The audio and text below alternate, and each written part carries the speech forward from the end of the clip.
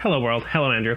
So John Wick Chapter 2 just came out on digital download, and so I finally got around to watching both parts 1 and 2, and I can confirm, you were absolutely right. John Wick is the definition of a well-made action film. But I have to take exception with one thing you said. But the one thing I can say for certain about these films is they are not escapist entertainment. See, Andrew, I have to disagree with you there. I'm not disagreeing with your categorization of the John Wick movies as escapist entertainment.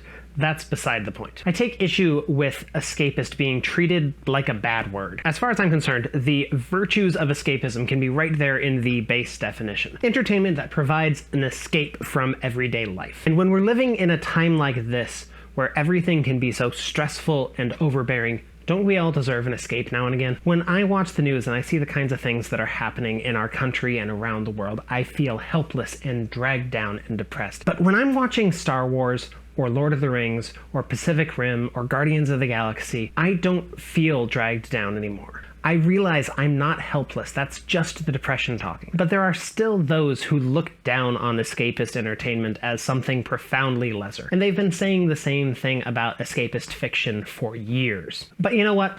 I feel like I'm in pretty good company when I say that. Or as Tolkien put it, I have claimed that escape is one of the main functions of fairy stories. And since I do not disapprove of them, it is plain that I do not accept the tone of scorn or pity with which escape is now so often used.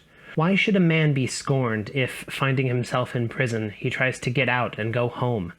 Or if he cannot do so, he thinks and talks about other topics than jailers and prison walls. It's a bit longer and more eloquent than that, and that's probably a good part of the reason why Mr. Tolkien is a world-renowned author and I am not. The fact that he spent hundreds of thousands of hours writing and I don't might also be a factor. But that just brings me back to why I think escapist entertainment is so worthwhile. Escapist movies remind me that there's more out there than just what's on the news. Escapist entertainment helps me take a step back from the chaos of the world and see that I'm not helpless, that I can do things to help. And sure, if I spent all of my time on escapist media, it wouldn't be good for me. If all you ever consumed was the latest ravings from on one side or on the other, then you'd have a very dark and skewed vision of the world. If you aren't approaching your media diet with some form of moderation, you're in trouble. So yeah, go forth. Watch an escapist movie, watch an escapist TV show,